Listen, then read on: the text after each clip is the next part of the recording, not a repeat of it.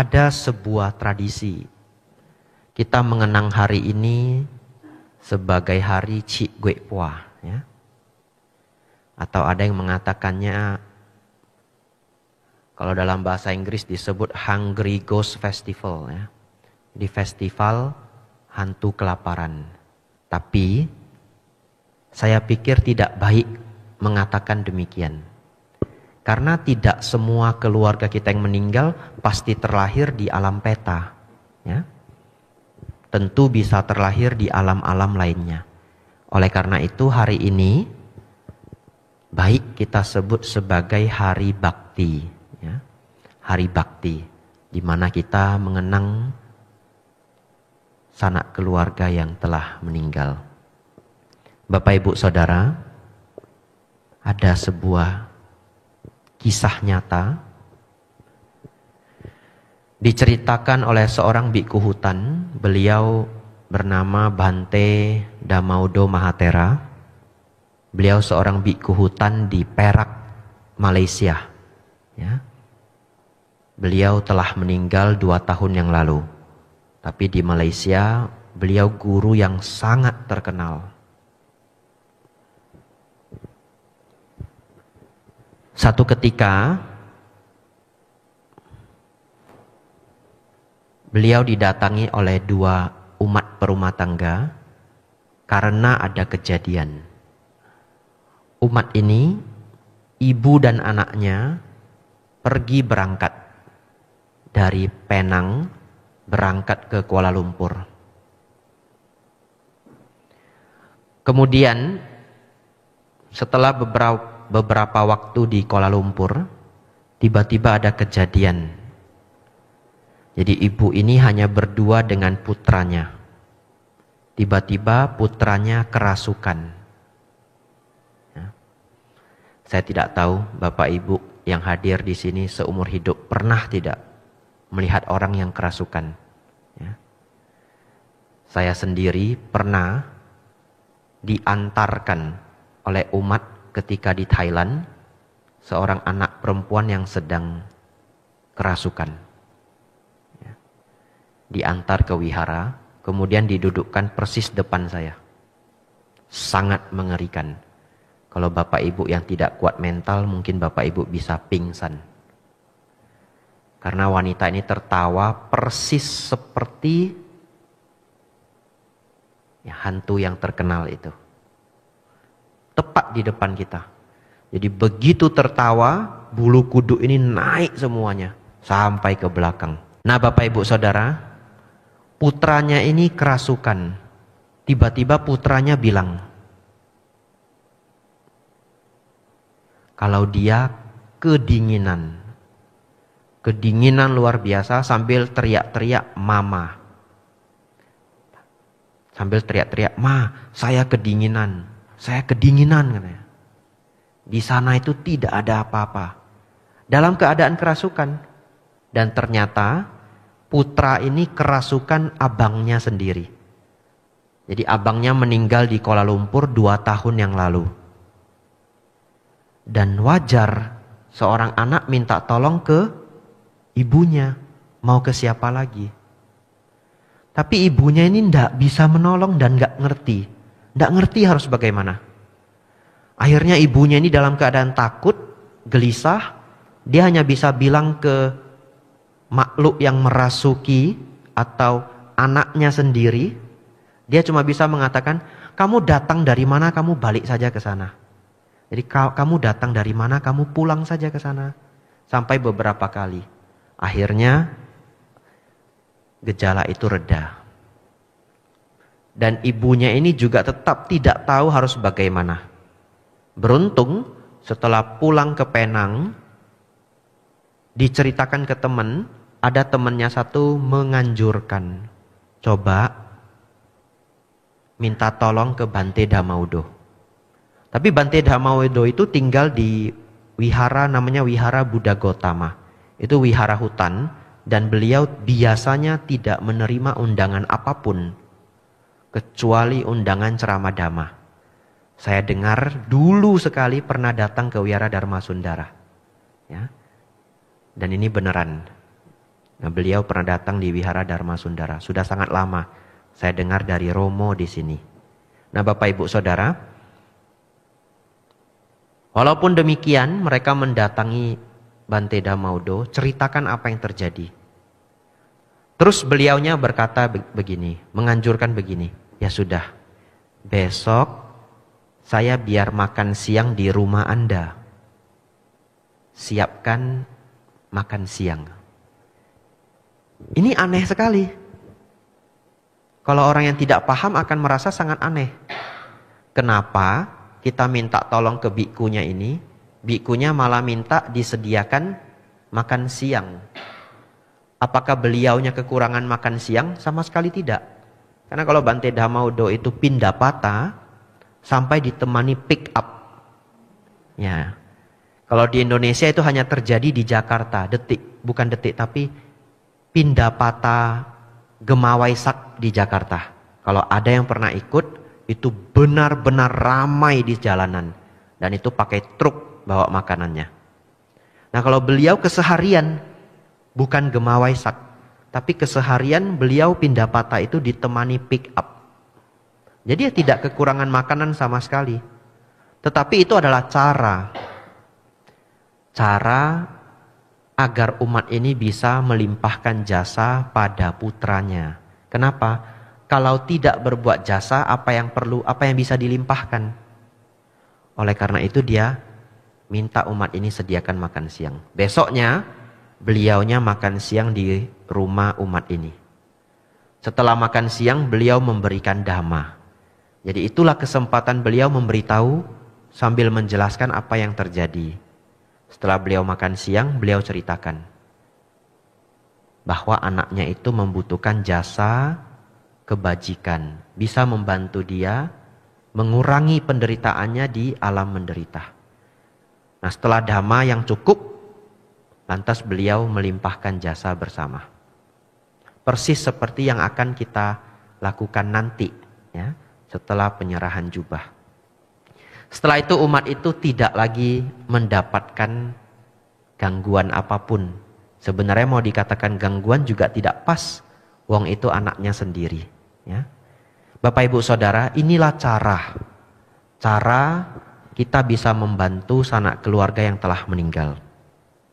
Kenapa demikian Bapak Ibu Saudara? Karena seseorang yang terlahir di alam peta, mereka lahir sebagai makhluk halus. Mereka adalah makhluk batiniah, bukan makhluk kasar. Oleh karena itu, manusia itu sendiri jugalah makhluk batiniah. Oleh karena itu secara batin kita masih bisa kontak. Hanya karena Bapak Ibu kurang melatih batin manusia pada umumnya itu tidak kuat. Tetapi terkadang kalau ada keluarga kita yang jauh, bahkan misalkan anak sendiri di luar kota atau di luar negeri, tiba-tiba satu ketika kita merasa, kenapa ndak enak sekali batin kita ini. Kok pikiran saya gelisah sepanjang hari. Kita coba nelpon, entah anak, entah kakak atau siapa saja yang ada di luar kota. Ada apa di sana? Beneran ada sesuatu. Kadang-kadang kita tidak menelepon. Kita sudah gelisah dari pagi, sorenya tiba-tiba dapat berita. Ya, ternyata misalkan ada sesuatu yang terjadi. Kenapa bisa demikian Bapak Ibu? Tidak ada logikanya itu. Karena manusia adalah makhluk batiniah. Jadi antar kita manusia dengan yang lainnya, sesungguhnya bisa kontak batin. Kalau saling kenal. Semakin dekat, kontaknya semakin kuat. Oleh karena itu Bapak Ibu, dari batiniah inilah kita bisa menyampaikan limpahan jasa kebajikan. Sebenarnya bagaimana limpahan jasa kebajikan itu? Kita berbuat baik Bapak Ibu. Kemudian kita persembahkan atas nama yang telah meninggal. Mereka ikut bahagia dari kebajikan yang kita lakukan. Persis misalkan Bapak Ibu, kalau ada anak atau adik kita melakukan perbuatan baik, misalkan nyumbang ke anak kurang mampu atau memberi beasiswa ke anak-anak yatim piatu. Kemudian persembahan itu diletakkan nama kita. Kemudian diberitahukan kepada kita. Tentu walaupun semua yang mengatur itu bukan kita, tapi adik kita atau anak kita. Tapi begitu kita dikabarkan, kita bahagia luar biasa. Kita merasa ikut berbuat baik, benar ya? Karena itu anak kita, adik kita. Tapi kalau orang asing melakukannya kemudian menempelkan nama kita, kita yang nggak merasa juga.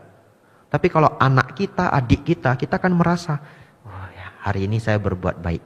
Ikut bersumbangsi untuk anak yatim piatu. Bapak ibu saudara, mereka yang terlahir di alam peta tidak punya kesempatan lagi berbuat baik. Bagaimana bisa berbuat baik? Hidupnya saja penuh kekurangan.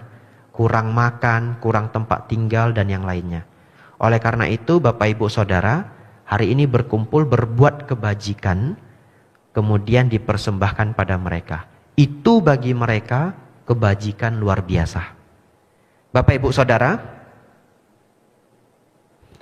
tradisi ini dilakukan di mana-mana. Hanya mungkin caranya berbeda-beda.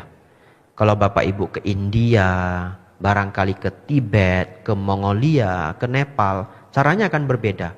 Tetapi semuanya sama, persembahan kepada sanak keluarga leluhur. Ketika saya di Thailand Bapak Ibu Saudara, saya pernah pindapata pagi. Ya. Pindapata itu saya pikir semua tahu ya, tapi yang belum tahu, pindapata itu adalah para biku membawa bowl, kemudian jalan ke pasar atau ke jalan, menunggu umat berumah tangga memberikan makanan. Itu namanya pindapata. Jadi ketika saya di Thailand setiap pagi pindapata. Satu ketika saya pernah pindapata, dapatnya itu aneh. Jadi saya dapat baju singlet warna putih dan celana pendek. Serius. Jadi dimasukin baju dan celana ke bowl saya, ke pata saya. Lah itu yang tidak bisa dimakan ya baju itu ya. Nah, kemudian selesai pindapata, kembali ke wihara, saya bingung. Lantas saya tanya murid saya, karena di sana saya membimbing pabaja. Saya tanya murid saya, kenapa mereka dana baju celana untuk saya? Apa mereka suruh saya lepas jubah ya? Misalkan demikian ya. Tapi kalau suruh saya lepas jubah juga pakainya nggak muat, pakainya kekecilan atau badan saya yang kebesaran ya. Bapak ibu saudara, murid saya bercerita, dia bilang, enggak Bante, itu tradisi Thai. Biasanya karena mereka bermimpi ada keluarga yang sudah meninggal mendatangi, kemudian mengatakan tidak ada pakaian di sana, ya. Mungkin datang itu tidak pakai baju misalkan demikian dan yang lainnya. Mereka mendapatkan mimpi seperti itu, orang Thai biasanya akan pergi cari pakaian satu set, kemudian dana ke biku ketika pindapata, mengharapkan biku ini nanti bisa nyampaikan ngasih ke keluarganya. Mungkin demikian ya. Nah, tapi itu tradisi. Sesungguhnya cara itu kurang pas, ya, walaupun itu tradisi tapi kurang pas. Jikalau dia ingin dana pakaian untuk biku, dananya ya jubah, betul ya? Dananya jubah. Kalau dia dana jubah itu pas pakaian untuk biku. Kemudian dia pelimpahan jasa untuk keluarganya yang telah meninggal. Tapi Bapak Ibu Saudara, ini hanya sebuah kisah agar kita tahu bahwa persembahan kepada leluhur itu dilakukan di banyak daerah. Dan orang Thai sendiri rajin melakukan patidana. Tapi mereka tidak menunggu upacara tahunan seperti ini biasanya. Orang Thai itu senang juga melakukan patidana di pas hari kematian. Jadi pas di hari kematian, mereka datang dana makan ke para biku, kemudian buat altar sederhana. Kecil sederhana saja. Yang penting ada bunga, dupa lilin, dan foto almarhum. Kemudian setelah pelimpahan, setelah dana makan ke para biku baca parita. Sekaligus baca parita makan, sekaligus pelimpahan jasa untuk yang meninggal. Di Thailand itu sering dilakukan. Ketika saya di Thai mungkin seminggu itu 1 kali 2 kali. Ada umat yang sekaligus dana makan dan pelimpahan jasa. Bapak Ibu Saudara, Hari ini Bapak Ibu melakukan 2 kebaikan. Satu, Bapak Ibu melakukan kebajikan, apakah berdana untuk wihara, merawat sila, karena tadi sudah mengambil sila. Sesungguhnya sila tidak perlu diambil. Yang penting Bapak Ibu rawat saja setiap hari, dipraktekkan setiap hari. Tapi mengambil sila dengan para biku itu hanya menambah semangat sebagai pengingat bahwa kita harus praktek sila. Bapak Ibu bermeditasi, Bapak Ibu mendengarkan dhamma. Kebajikan ini lantas Bapak Ibu limpahkan pada para mendiang. Itu kebajikan 1 kali. Kemudian apakah kebaikan itu hilang setelah Bapak Ibu limpahkan? Tidak. Kebajikan itu tetaplah milik Bapak Ibu sendiri, yang kelak akan berbuah kama baik. Jadi itulah kebaikan 2 kali. Bagaimana bisa, Bante? Kebajikan itu seperti halnya lilin. Kalau Bapak Ibu punya lilin yang menyala, tapi tetangganya semua lilinnya tidak menyala, Bapak Ibu berikan apinya pun api kita tidak padam. Ya. Tetapi semakin diberikan, ruangan ini semakin terang. Itulah kebajikan. Bapak Ibu limpahkan, kebajikan Bapak Ibu tidak hilang. Ya. Namun batin kita semakin baik, yang menerima manfaat semakin banyak. Bapak Ibu Saudara, terakhir. Tidak kita jadikan mindset ya, atau cara berpikir bahwa kalau keluarga kita meninggal pasti terlahir menjadi hantu. Anehnya banyak orang percaya demikian. Ya tidak ya. Keluarga kita bisa saja terlahir di alam dewa. Karena 31 alam kehidupan itu di dalamnya alam menderitanya 4, alam manusia 1, tetapi 20-an lainnya adalah alam surga. Jadi Bapak Ibu Saudara, berkemungkinan juga keluarga kita terlahir sebagai dewa. Jadi kalau ada keluarga yang meninggal misalkan, kemudian malamnya satu rumah tidak bisa tidur ketakutan, tiba-tiba malam-malam dapurnya bunyi sendiri, kulkas ada yang buka sendiri, ya tidak harus dipikirkan kalau keluarga kita sudah jadi makhluk halus, terus pulang memberitahu. Kalau keluarga kita terlahir jadi dewa juga boleh pulang ya. Kan terlahir menjadi dewa juga boleh pulang, bukan tidak boleh pulang. Tetapi kalau mereka terlahir sebagai manusia, ya sudah tidak pulang lagi. Menjalani kehidupan di alam yang baru. Namun Bapak Ibu Saudara, tidak perlu khawatir. Sang Buddha mengatakan, kama yoni kama bandu. Setiap orang ditemani oleh karmanya sendiri. Kita hanya bisa mengharapkan yang terbaik untuk para mendiang yang telah meninggal. Bagaimana untuk kita sendiri, Bapak Ibu yang hadir hari ini? Janganlah jatuh ke alam rendah. Caranya, senanglah berbuat baik. Praktek berdana. Berdana itu artinya berbuat baik. Tidak hanya uang, ya. Ada uang, berdana uang. Ada tenaga, berdana tenaga. Ya, mengajarkan orang, memberi nasihat, mencarikan pekerjaan, membesuk orang yang sakit, itu semua kebajikan. Itu semua berdana. Dan merawat sila agar tidak jatuh ke alam rendah. Tetapi syukur-syukur Bapak Ibu terlahir di alam surga. Caranya tentu sembari melakukan praktik berdana dan sila, menambah panya dan samadhi. Panya itu kebijaksanaan, samadhi itu ketenangan batin. Semoga Bapak Ibu mempraktekkan semuanya, Bapak Ibu sendiri aman dan terlahir di alam yang lebih tinggi setelah kehidupan ini. Dan tentu puja bakti upacara patidana kita hari ini, harapan besar kita seluruh sanak keluarga yang telah meninggal mendapatkan manfaat baik, terkondisi, terlahir kembali di alam bahagia, di alam surga. Sabe sata bhavantu sukhitata, semoga semua makhluk hidup berbahagia. Sadu, sadu, sadu.